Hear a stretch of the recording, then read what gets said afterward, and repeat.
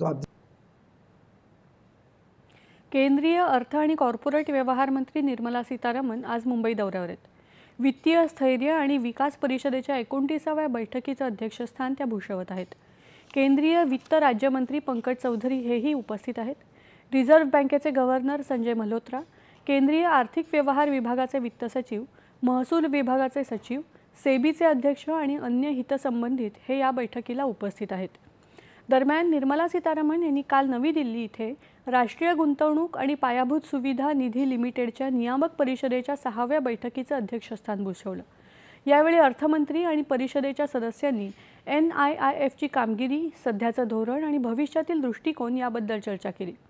पायाभूत सुविधा आणि भारतीय अर्थव्यवस्थेच्या इतर प्रमुख क्षेत्रांमध्ये भांडवल उपलब्ध करण्यात NIIFची भूमिका महत्त्वाची आहे असं यावेळी ठरलं।